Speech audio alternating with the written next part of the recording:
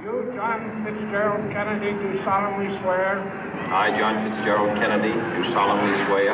That you will faithfully execute the office of President of the United States. That I will faithfully execute the office of President of the United States. And will, to the best of your ability. And will, to the best of my ability. Preserve, protect, and defend the Constitution of the United States. Preserve, protect, and defend the Constitution of the United States. So help you God. So help me God.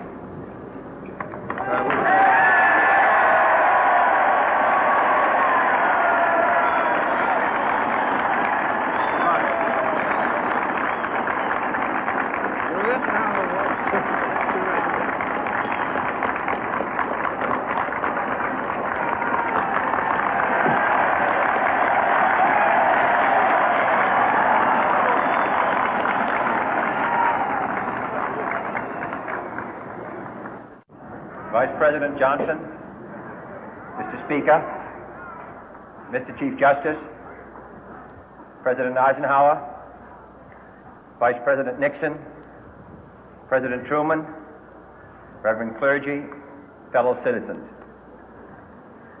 We observe today not a victory of party, but a celebration of freedom, symbolizing an end as well as a beginning, signifying renewal as well as change. For I have sworn before you and Almighty God the same solemn oath our forebears prescribed nearly a century and 3/4 ago. The world is very different now, for man holds in his mortal hands the power to abolish all forms of human poverty and all forms of human life. And yet the same revolutionary beliefs for which our forebears fought are still at issue around the globe. The belief that the rights of man come not from the generosity of the state, but from the hand of God. We dare not forget today that we are the heirs of that first revolution. Let the word go forth from this time and place to friend and foe alike that the torch has been passed to a new generation of Americans born in this century, tempered by war, disciplined by a hard and bitter peace, proud of our ancient heritage, and unwilling to witness or permit the slow undoing of those human rights to which this nation has always been committed and to which we are committed today at home and around the world.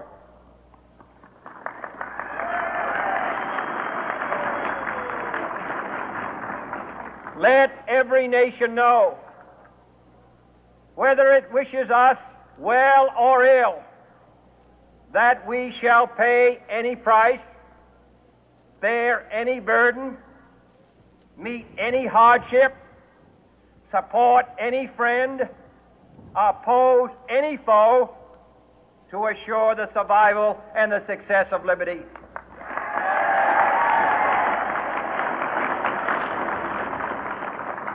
This much we pledge and more. To those old allies whose cultural and spiritual origins we share, we pledge the loyalty of faithful friends. United, there is little we cannot do in a host of cooperative ventures.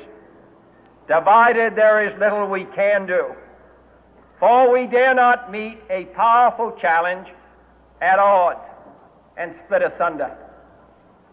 To those new states whom we welcome to the ranks of the free, we pledge our word that one form of colonial control shall not have passed away, merely to be replaced by a far more iron tyranny.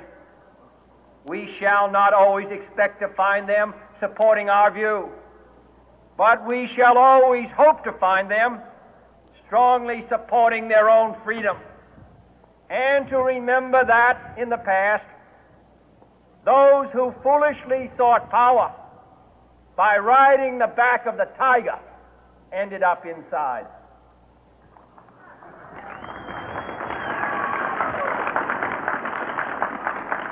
To those people in the huts and villages of half the globe struggling to break the bonds of mass misery, we pledge our best efforts to help them help themselves for whatever period is required, not because the communists may be doing it, not because we seek their votes, but because it is right. If a free society cannot help the many who are poor, it cannot save the few who are rich.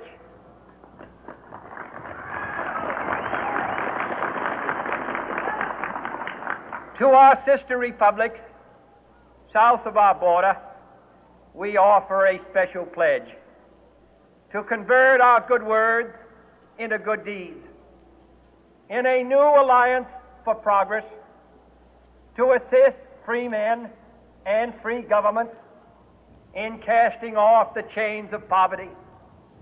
But this peaceful revolution of hope cannot become the prey of hostile powers.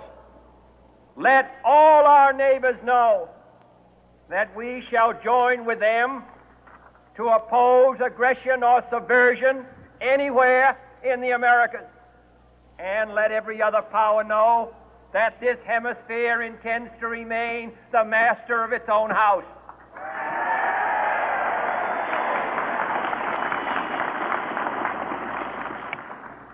To that World Assembly of Sovereign States, the United Nations, our last best hope, in an age where the instruments of war have far outpaced the instruments of peace, we renew our pledge of support to prevent it from becoming merely a forum for invective, to strengthen its shield of the new and the weak, and to enlarge the area in which its writ may run.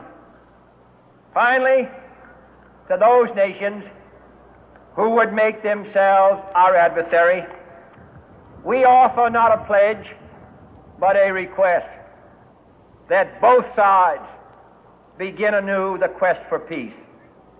Before the dark powers of destruction, unleashed by science, engulf all humanity in planned or accidental self-destruction, we dare not tempt them with weakness, for only when our arms are sufficient beyond doubt can we be certain beyond doubt that they will never be employed.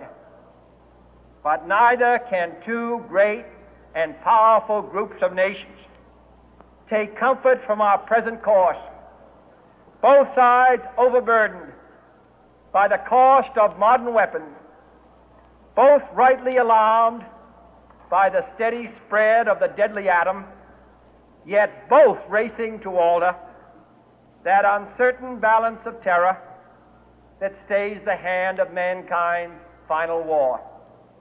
So let us begin anew, remembering on both sides that civility is not a sign of weakness, and sincerity is always subject to proof.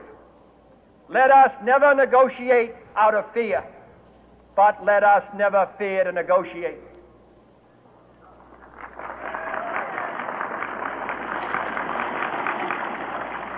Let both sides explore what problems unite us, instead of belaboring those problems which divide us. Let both sides, for the first time, formulate serious and precise proposals for the inspection and control of arms, and bring the absolute power to destroy other nations under the absolute control of all nations.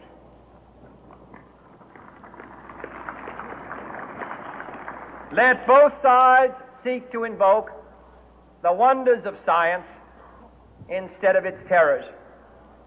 Together, let us explore the stars, conquer the deserts, eradicate disease, tap the ocean depth, and encourage the arts and commerce.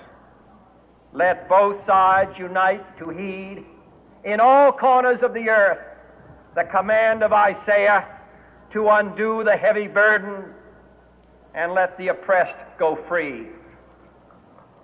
And if a beachhead of cooperation may push back the jungle of suspicion, let both sides join in creating a new endeavor, not a new balance of power, but a new world of law, where the strong are just and the weak secure and the peace preserved.